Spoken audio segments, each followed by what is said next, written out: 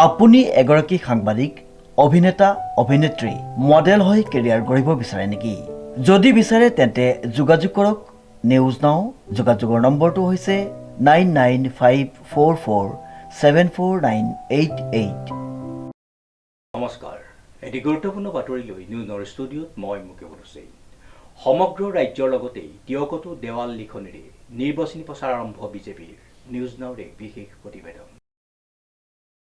তিয়কতো দেৱাল লিখনেৰে নিৰ্বাচনী প্ৰচাৰ আৰম্ভ বিজেপি দলৰ। উল্লেখযোগ্য যে অনাগত বিধানসভা নিৰ্বাচনৰ বাবে ইতিমধ্যে ৰাজ্যত আৰম্ভ হৈছে তৎপৰতা।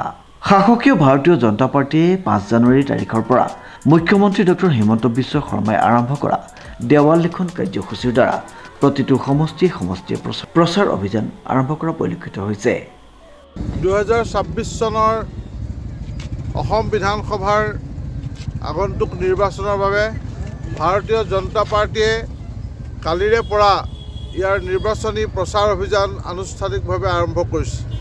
অসমৰ মাননীয় মুখ্যমন্ত্ৰী ডক্টৰ হিমন্ত বিশ্ব শৰ্মা ডাঙৰীয়াই কালি গুৱাহাটী মহানগৰৰ খানাপাৰাত আনুষ্ঠানিকভাৱে দেৱাল লিখনৰ দ্বাৰা 2026 চনৰ নিৰ্বাচনৰ প্ৰচাৰ অভিযান আৰম্ভ কৰাৰ লগে লগে অসমৰ প্ৰত্যেকটো বিধানসভা সমষ্টিত কালিৰে পৰা আমাৰ কৰ্মীসকলে, ভাৰতীয় জনতা পাৰ্টীৰ কাৰ্যকৰ্তাসকলে নিৰ্বাচনী প্ৰচাৰ অভিযান ব্যাপক কৰি তুলিছে।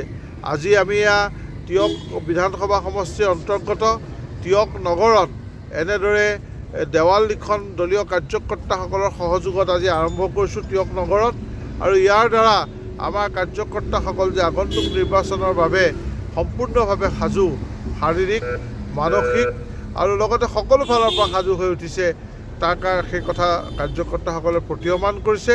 মই সমূহ কাৰ্যকৰ্তাক আন্তৰিক ধন্যবাদ জনাইছোঁ।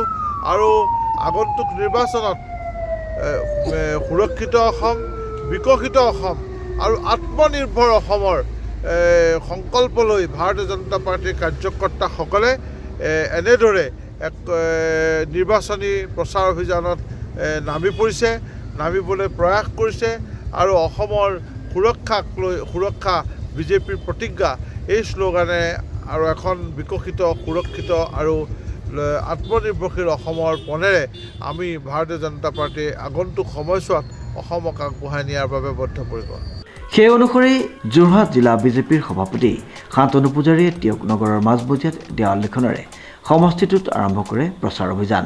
মিত্ৰদল অসম গণ পৰিষদৰ বিধায়ক তথা সমষ্টিটোত সমষ্টি পুনৰ নিৰ্ধাৰণৰ পাছৰ পৰা কিছু ৰাজনৈতিক দৃশ্যপট সলনি হৈছে। সেই অনুযায়ী বিজেপি দলে সমষ্টিটোত আগন্তুক নিৰ্বাচনত অসম গণ পৰিষদৰ পৰিৱৰ্তে নিজে প্ৰতিদ্বন্দ্বিতা কৰাৰ মন মেলাৰ সময়তে অগপদলেও কিন্তু সমষ্টি এৰি নিদিয়াৰ পক্ষত নাই।